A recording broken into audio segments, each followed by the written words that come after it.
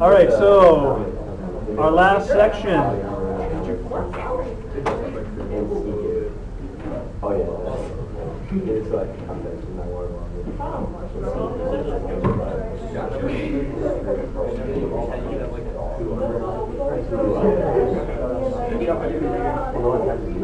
right, let's get started, guys. After today, you'll be able to hold up that thick book and you'll be able to say, I know all of this. Sort of. Or, wait, what would Andrew would have said last year? This material has been presented to me.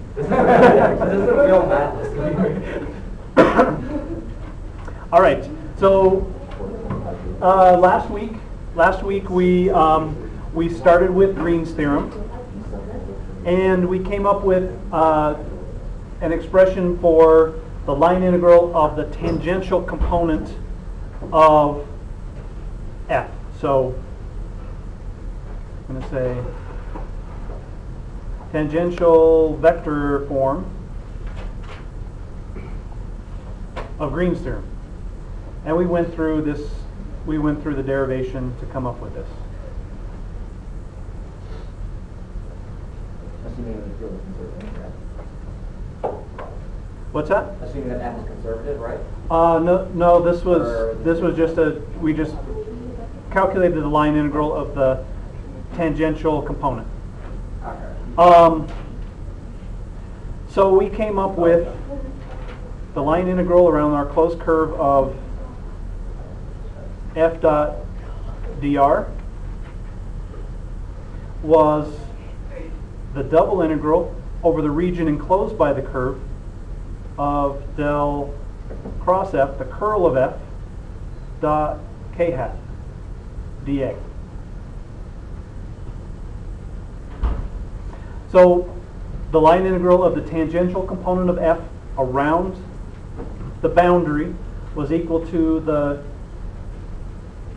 vertical component of the curl over the region enclosed by the curve. We're going to extend this to 3 dimensions with Stokes theorem, yes.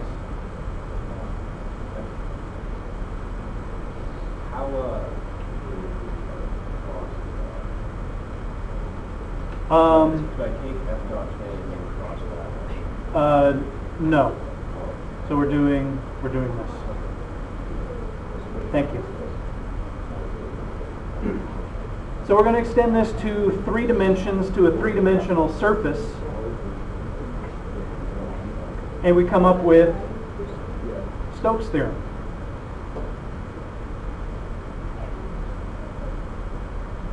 Which is really essentially says the same thing, but rather than a region enclosed by the curve, we end up with a surface where the curve is the boundary. So the line integral of around our closed boundary of f dot dr is the surface integral of the curl of f dot n ds.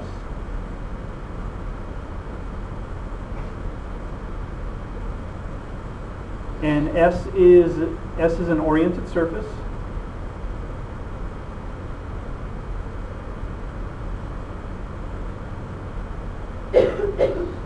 So we oriented again means it has 2 sides. We can define two normal vectors that vary continuously anywhere on the surface, and it's bounded by the curve C.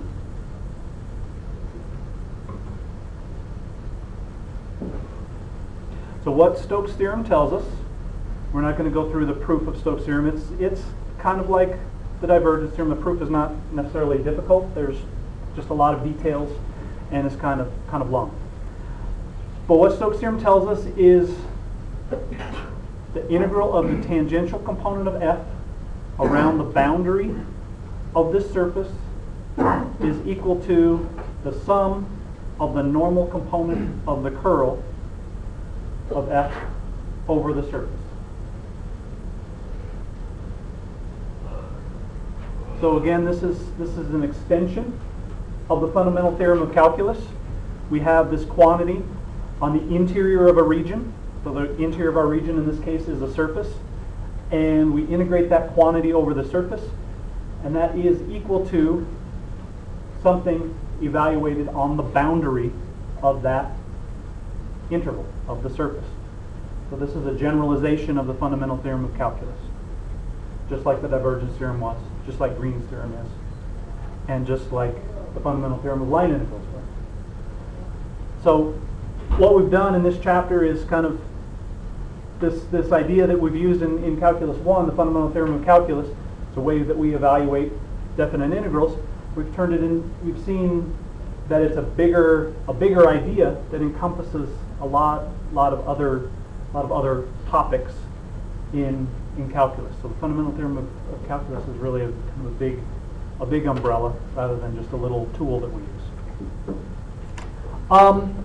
And we did this in class one day. I read somewhere that Stokes had his students on a test had them derive this. So this was probably like a graduate level electromagnetism class, but he had them derive this version of Stokes' theorem on a test. Well, your test won't be that bad. All right, so we're going to use Stokes' theorem in two ways. One is more common than the other. What we're going to use Stokes' theorem, so again, this relates the surface integral of the curl to the line integral around the boundary of our surface. So we're going to use Stokes' theorem in two ways.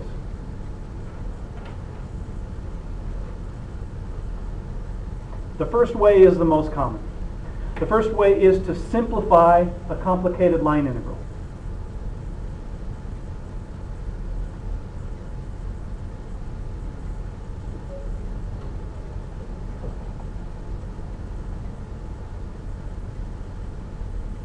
So if you have some complicated line integral, you can turn it into a surface integral over the surface bounded by the curve that you're taking your line integral around.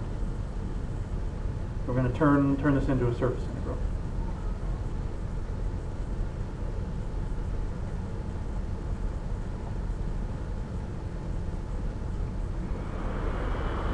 And we'll look at an example of doing this later. And the second way, not as common, is that you simplify a complicated surface integral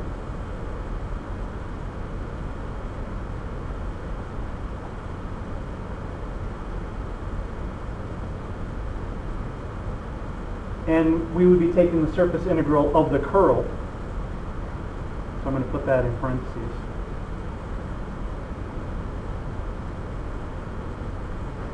By turning it into a line integral.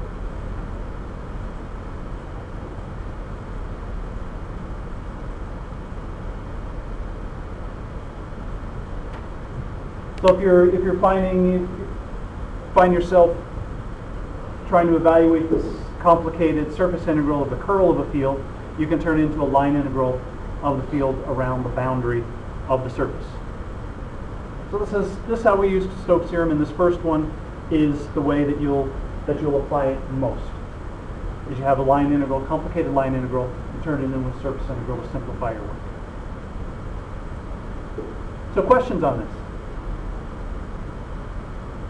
So let me go back, and I just want to restate what Stokes' theorem is telling us. We integrate the normal component of the curl over a surface. That is equal to the tangential component of f around the boundary of the surface.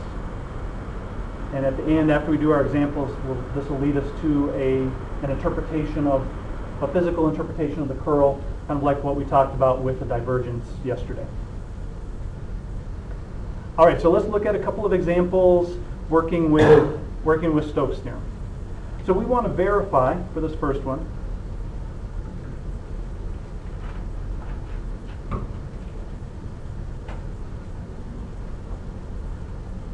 for this situation. Our field F is minus y plus z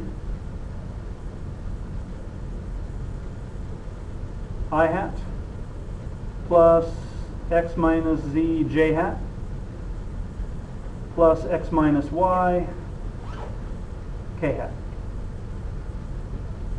And our surface is z equals 4 minus x squared minus y squared.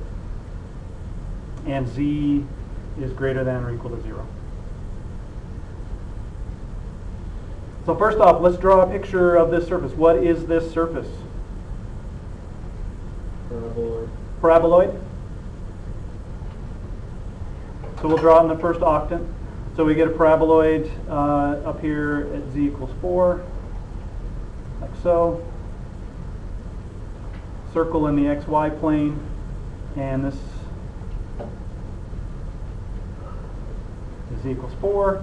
And in the xy plane, we get x squared plus y squared equals 4. And this is a quarter of the surface. This is just in the first octant.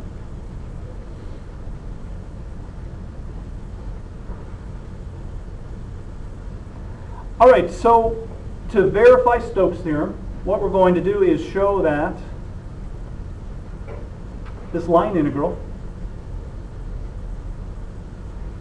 of f dot dr is the same as the surface integral del cross f dot n. So we're going to evaluate both of these integrals and show that they're the same. So let's do the line integral first. So we'll do that over here. So for the line integral, what do we need to do for the line integral? How do we evaluate this line integral? Well, first off, let me ask this: what is the boundary of our surface? What's the curve? What's the line that we're talking about? The curve. Right. This is our boundary. So our surface. This is the boundary. This is the curve that's bounding our surface. So our curve is x squared plus y squared equals 4. That's bounding our surface in the xy plane. So what do we have to do to this curve to evaluate this line integral of f dot dr? Parameterize our curve, turn it into a vector valued function. So how are we going to parameterize this curve? R equals 2 cosine theta I hat plus 2 sine theta j hat, our favorite parameterization for a circle. So there's our parameterization.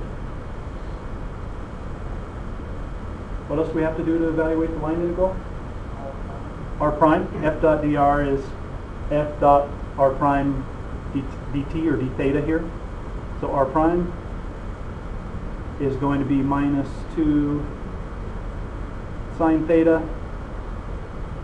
I hat plus 2 cosine theta j hat.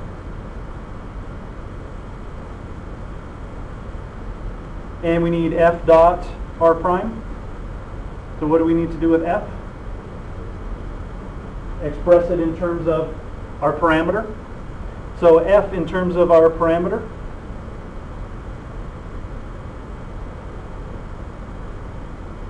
what is z here? On our curve, z equals 0. So we just get minus y I hat, so I get minus 2 sine theta I hat plus x j hat plus 2 cosine theta j hat and plus x minus y k hat. So I get 2 cosine theta minus 2 sine theta k hat. And f dot r prime for our line integral. Comes out to be, well, we don't get anything in the dot product from the k component. I get 4 sine squared theta plus 4 cosine squared theta. So 4. So this line integral is not too bad. So our line integral, so we have the integral around our closed curve. Theta goes from 0 to 2 pi of 4 d theta, which is 8 pi.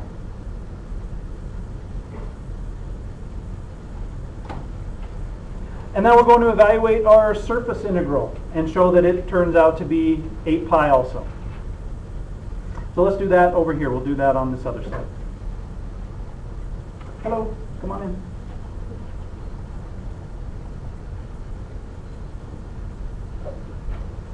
So now we'll evaluate our surface integral. Well, our surface integral, we're evaluating del cross f dot n ds. That's a surface integral that we need to evaluate. So we need several things for our surface integral. We need to calculate the curl. We need to come up with our normal vector so that we can evaluate the surface integral. So let's do del cross f. I always have to write it out or I get it wrong. So our cross product ijk ddx, ddy, ddz, and our components of f, we get minus y plus z, x minus y, or sorry, x minus z, and x minus y. So there's our cross product. When we evaluate this and simplify, this comes out to be 2k hat. Nice and easy. For our surface,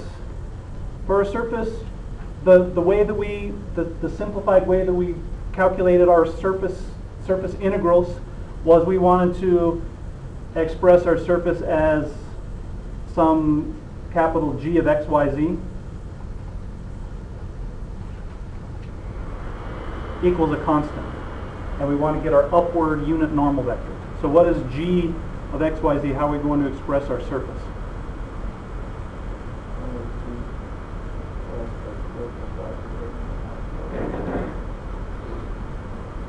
Z plus x squared plus y squared minus 4. So G of x, y, z equals 0. So there's our surface. Our normal vector comes from what? What's our favorite operator? Gradient. The gradient. So the normal vector comes from the gradient, so we're going to find del G. Del G is 2xi hat plus 2yj hat plus k hat. So we got our upward unit normal vector. Our k component is positive. And we're going when we evaluate our surface integral, we're going to take the curl dot del G, and we're going to evaluate that, our ds, n ds is just dA in this case. So del cross f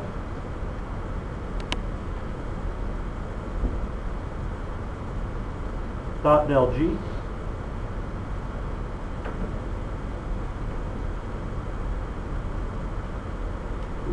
is just 2.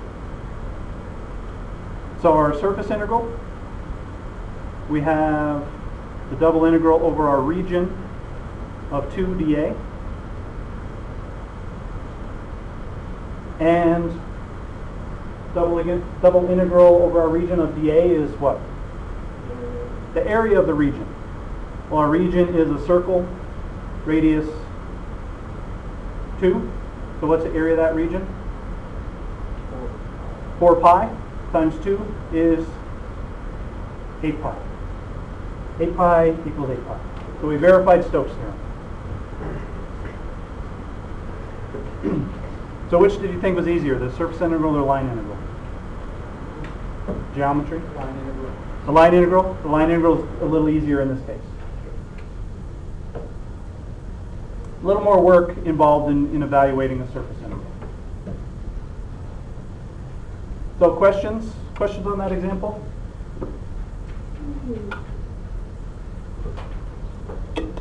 All right, let's look at a little more complicated example where it's Stokes theorem. We're not just verifying Stokes theorem, but we're using Stokes theorem to make our work a little easier. So for this example, and then we'll provide a physical interpretation of the curl. So we want to find this line integral around our curve of f dot dr, where f is our field, is x, y, z I hat plus y j hat plus z k hat. And c is the curve of intersection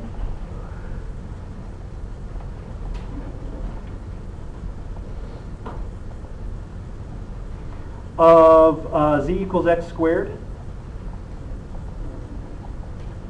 and x squared plus y squared equals a squared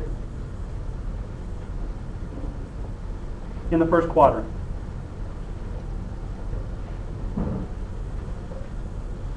So we're evaluating our line integral around this curve of intersection. Well, the first thing we need to do is figure out what the heck that curve of intersection is. So, quick sketch here. What surface is z equals x squared? What kind of surface is that? A trough. So it's we called it a cylinder, right? It's a parabolic shaped trough. Yeah. So z equals x squared in the xz plane, we'd have this parabola, and we're in the first, or this should be, it's not first quadrant, first octant. So we have just on this side of the xy plane. So there's our parabolic kind of trough shape. And x squared plus y squared equals a squared. What is that surface?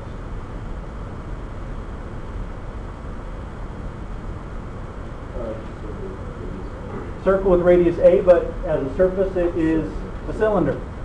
So in the xy plane, so here's our quarter circle, and we're going to project this up onto our surface, and we get this curve. I'm going to try to draw it. It's kind of hard to draw here on this, but our curve of intersection is going to go down here along the y-axis here, and then up the parabola to that point.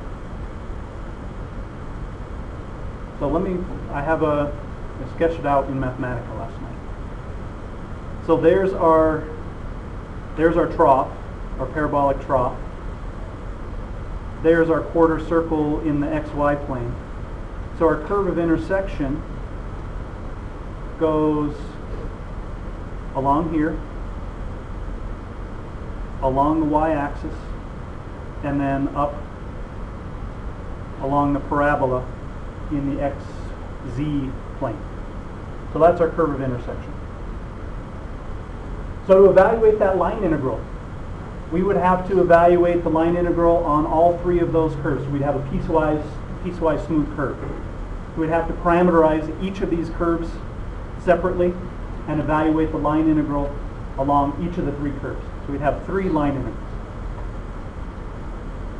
And this curve along here, I kind of don't like the way I think that the parameterization of that curve is going to look in order to evaluate our line integral. So this is where we would use Stokes theorem. So our curve is enclosing this surface. So we're going to evaluate the surface integral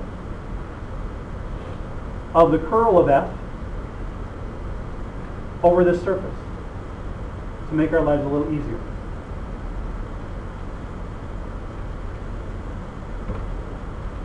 So we're going to find the curl and find the surface integral of the curl over that little piece of surface. So we need the curl of f first. So del cross f.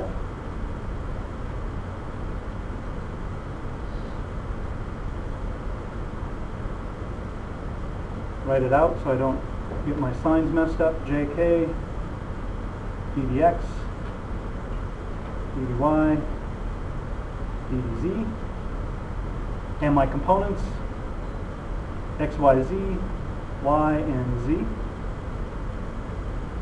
And when I evaluate this, simplify, I get x, y, j hat minus x, z, k hat.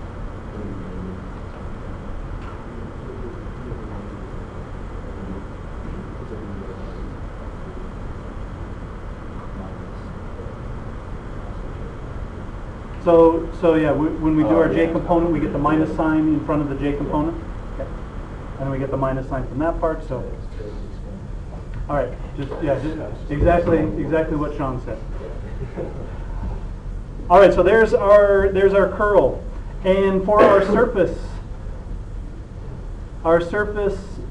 so x squared plus y squared equals a squared. What is that going to give us for our integral? That's going to give us our limits on our double integral. That's the region in the xy plane that we're going to use as the limits of our of integration for our double integral. So x squared plus y squared just turns into equals a squared, just turns into our limits of integration, and our surface is z equals x squared. So that's not too bad of a surface. So for our capital G of x, y, z for our surface, what are we going to write for our surface? Z minus x squared. We want our upward unit, or our upward normal vector. So then we take our gradient to get our normal vector, del G. Do we all love del now? It's my favorite operator. Del G is 2x I hat plus k hat. So we get our upward normal vector. Yes, negative. Thank you. So Stokes' theorem tells us that this line integral that did not look nice of f dot dr equals a double integral over our region, which we decided was this circle in the first quadrant, of del f, or sorry, the del cross f dot del g, which turns out to be negative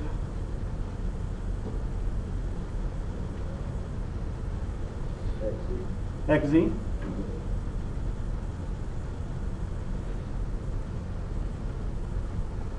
dA. Well, in the xy plane, our double integral is going to be just in terms of x's and y's. So how do we get rid of the z? Z equals x squared on our surface. Z equals x squared.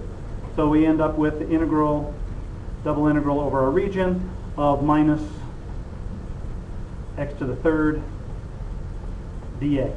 This doesn't look like too bad of an integral. Our region is this quarter circle. So what coordinates are we going to choose? Polar, our favorite coordinates, right? It's a toss-up for me between polar and spherical. The polar in the planes, polar and spherical in the plane is just polar. So anyway, so in polar coordinates, x is what? R cosine theta. So we have the integral from theta equals 0 to in the first quadrant, pi halves. Our radius varies from 0 to a, and we get for x cubed minus r cubed cosine cubed theta r dr d theta. Our r cubed integral, or our r integral, not difficult. We end up with r to the 5th over 5 and evaluate that from 0 to a. So we get the integral 0 to pi halves of, we get a to the minus a to the 5th over 5 cosine cubed theta d theta. We saw this one the other day. How do we evaluate this integral? Separate the cosine, pull out a cosine squared theta. So this is going to be the integral from 0 to pi over 2 of minus a to the 5th over 5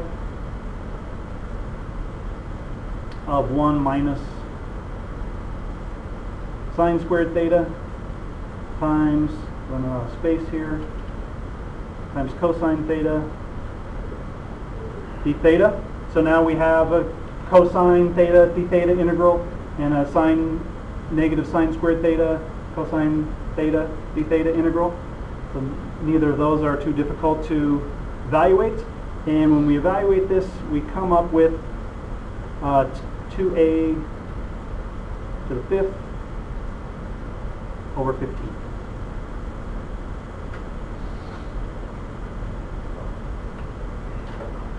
Much easier, I think, than parameterizing those three curves and evaluating the line integral and adding those three up. So this is normally how you would use Stokes theorem. You have a messy line integral, so you evaluate the surface integral over the surface bounded by the curve. Questions? All right. Physical interpretation of the curl. We finally, the second thing we learned in the chapter, now we can talk about what the curl is. We've hinted at it a little bit. So now we can talk about what a way to interpret it.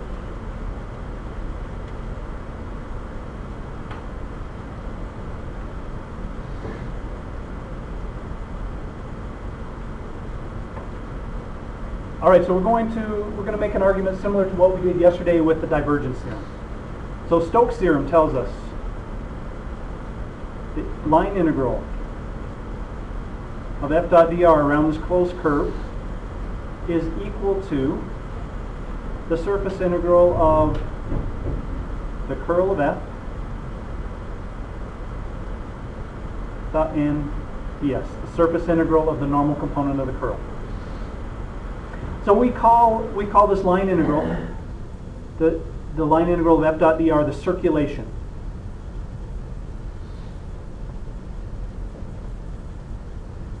We call it the circulation of f around c.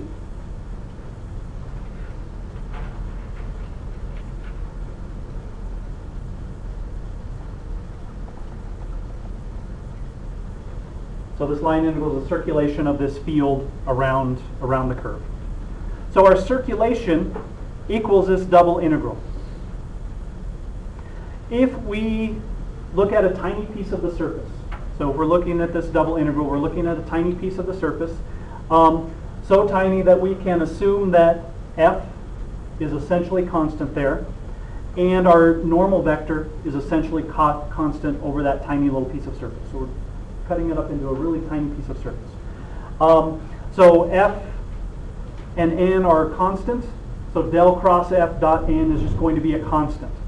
So if I make that assumption, we can say the circulation approximately equals the curl of f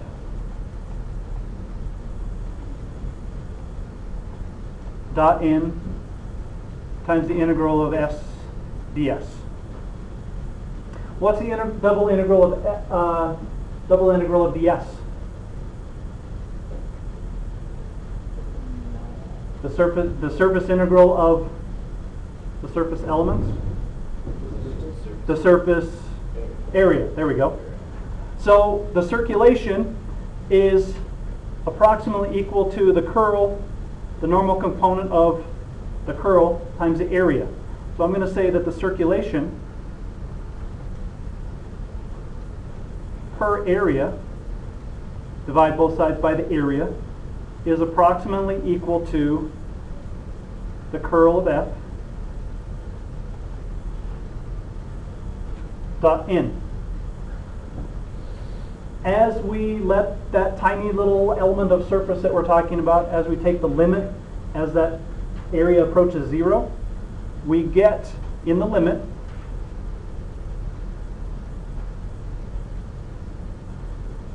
the circulation equals the curl of F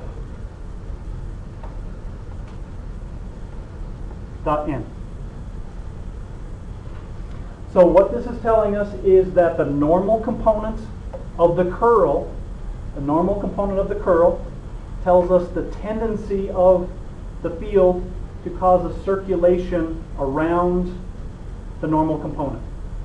So if we think of how we find the curl is a cross product. So the normal vector, the normal component of the curl, tells us the tendency of the field to cause a circulation about that normal vector. So that's a physical interpretation of the curl.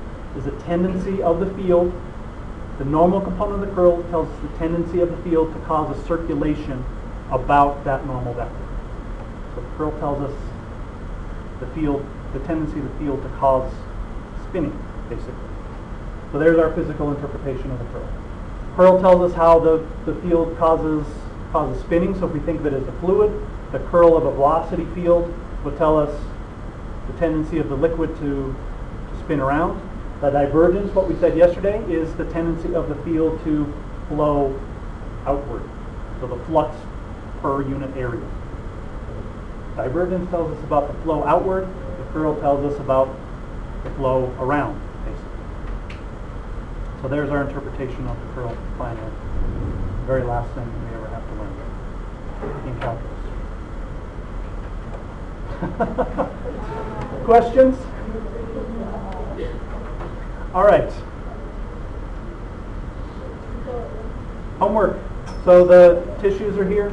Last homework assignment. Do you start crying?